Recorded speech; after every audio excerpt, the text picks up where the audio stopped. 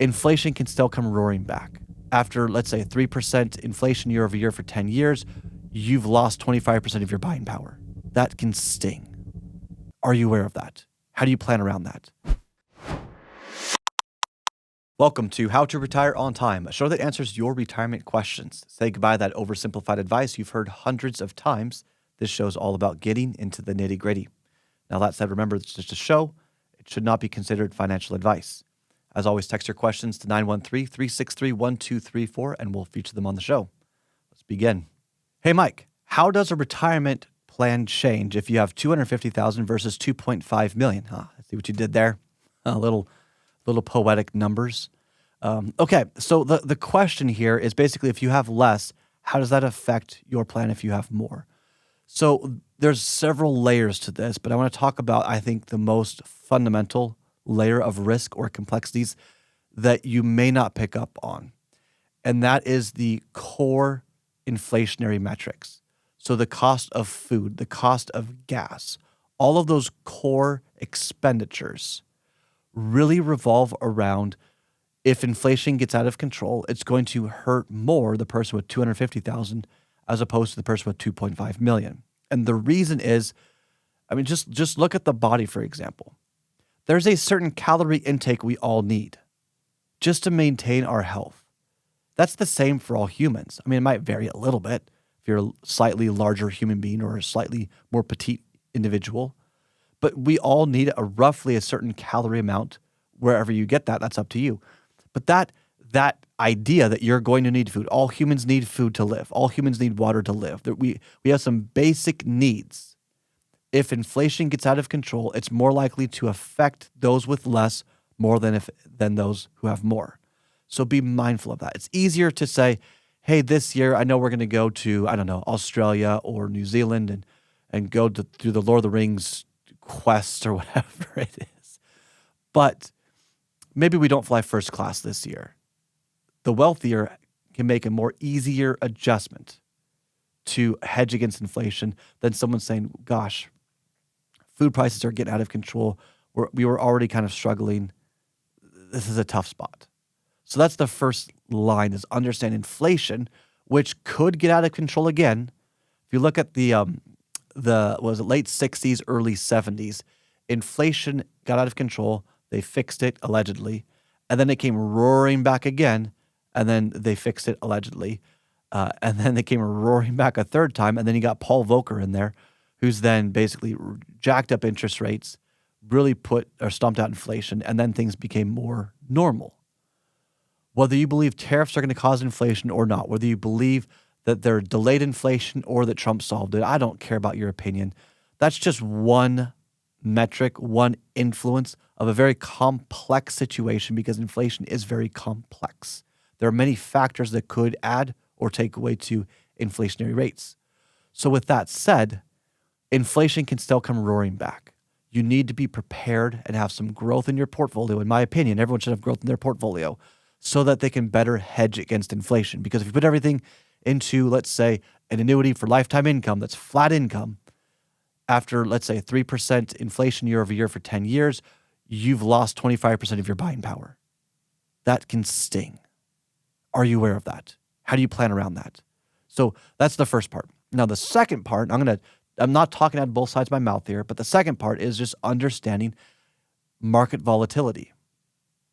If the markets go way down for the first little bit and then they eventually recover, it's more difficult to get through those turbulent times, those market crashes, when you have less money. The bear market protocol, the protocol that's it's intended to help you go through all these different things, the market crashes and so on. It's intended to help you sail through it. It can get more difficult because there's just less money to work with.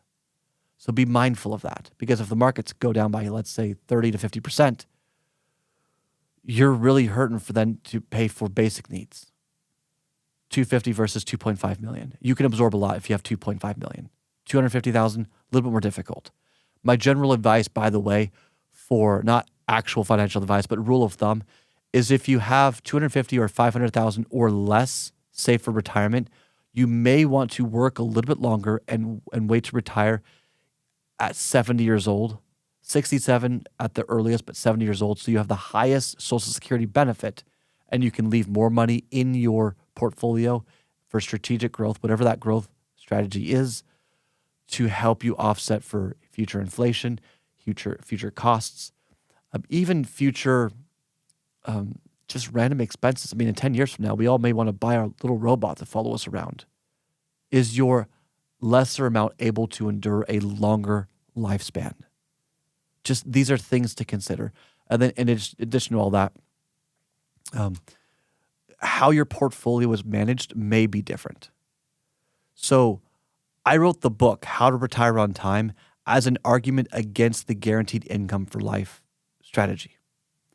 If you have less money and you have certain needs, you may want a part of your income to be guaranteed, because if you trip up, especially in the first couple of years, you could be suffering and enduring that issue, that problem, for the rest of your life.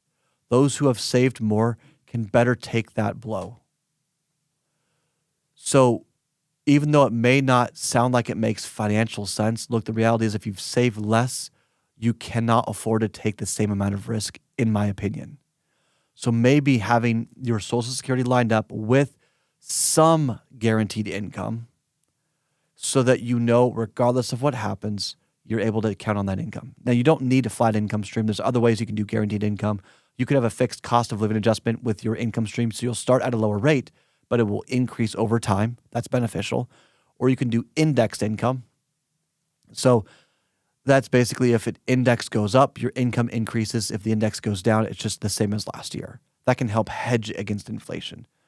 A flat income stream will start at a higher rate but doesn't increase. The other ones will start at a lower rate but increase over time. Be mindful of this. Be mindful of how it all plays a factor into your plan, and be mindful of the inflationary costs that could erode your retirement, because you don't want to be the 85-year-old that's on a all fixed budget. There's no flexibility, just trying to make ends meet. You want flexibility to some extent in your portfolio, to your plan, to your income, to your lifestyle. Because without it, you've just basically thrown your hands up and said, my comfort, my happiness, my ability to make decisions is now deferred to whatever fate has in store for me. That's not a good spot. Now, if you have 2.5 million, and this is an arbitrary number, whoever wrote this, it could be $1 million, it could be $5 million. If you have more money, then maybe you don't need a guaranteed for life income stream.